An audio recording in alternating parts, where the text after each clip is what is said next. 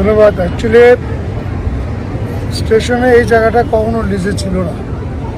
একটা দুষ্ট চক্র এটা লিজ নিয়ে আসছিল। লিজ নিয়ে এটা আমরাও জানতাম না এটা যে লিজ নিয়ে আসছিল, এবং তারা সেই লিজ মোতাবেক এখানে একটা সাইনবোর্ড জানাইছে যে মোটরসাইকেল ভাড়া, তারপরে সেগুলো সিএনজি, রিক্সা, হোন্ডা, এগুলো একটা মানে প্রতিটা মোটরসাইকেল থেকে তারা একটা চার্জ নেবে আর কি।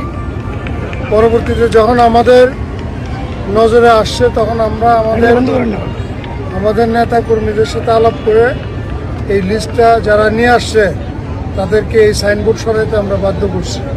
আমরা বলছি যে এই শহরে এই স্টেশনে কোনো লিস্ট দেওয়া যাবে না, তাই না? এখানে আমরা যুগ যুগ ধরে আমরা কোনো লিস্ট ছাড়াই আমাদের এই রিক্সা পার্কিং কিংবা মোটরসাইকেল গাড়ি সব কিছু পার্কিং করছে, সিএনজি পার্কিং করছে।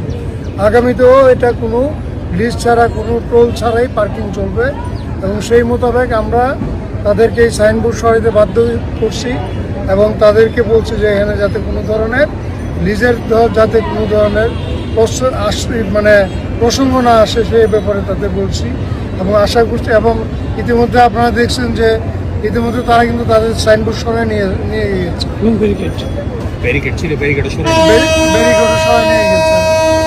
এটা আসলে আমরা জনগণের সরকার দেখে আমরা এটা করতে পেরেছি, এবং তাদেরকে এই লিস্ট তোলা থেকে আমরা বিরত থাকার জন্য আমরা তাদেরকে একরকম বাধ্য করছি, এবং ভবিষ্যতে তারা কখনো এই স্টেশনে কোনো লিজের কারবার কিংবা লিজের বাণিজ্য তারা করবে না। এটি আমরা ব্রাহ্মণবাড়িয়াবাসীকে আশ্বস্ত করতে চাই। ধন্যবাদ।